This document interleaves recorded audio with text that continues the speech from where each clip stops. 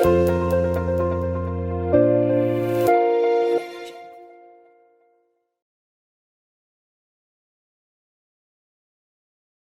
most likely person to be suicidal is the over-controlled, perfectionistic student who has done well and has lived in that top 5%, and then all of a sudden, they fail.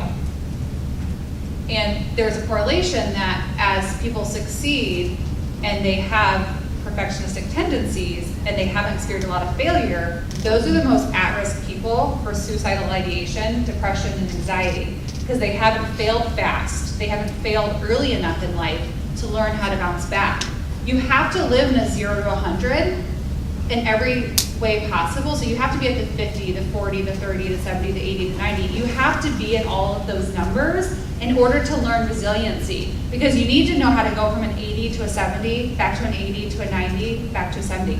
You need to learn how to do that. And there are students out there who are always living in that top 5% because moms and dads and teachers and coaches are kind of chasing them around with a pillow, making sure that they don't fall. So it keeps them up at that top 5%. And then all of a sudden, when they're not there with the pillow, especially in college, right? Failure to launch, we all know what that means, is that there's no one there to cushion them and keep holding them up to that top 5%.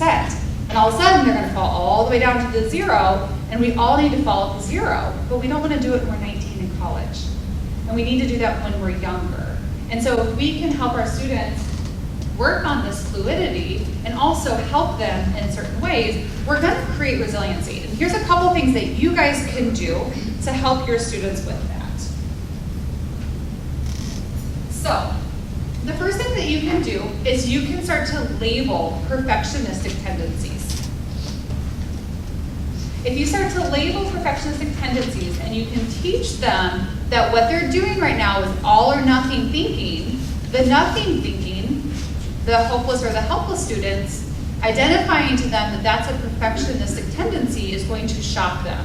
They're not going to believe you, but keep talking to them about it. What you want to do is you want to stop that all or nothing, right? We don't want them at 100 all the time. We don't want them at a 0 all the time. Then we want to label the 3 types of fear. So a fear of failure creates anxiety. A fear of rejection, right? What we want to make sure is that we're not getting rejected from our tribe, because that's going to cause avoidance. So if I can't be in the tribe, I'm going to make sure that I get myself out of the tribe so that I'm in control. I don't want to feel that push out. I would rather on my own terms walk away from them and avoid them and turn my back than to feel that shove and that push. Perceived or real, doesn't matter. And then the FOLO, the fear of lost opportunity, is a burnout on the high end of extremes, or on the low end of extremes, hopelessness and helplessness.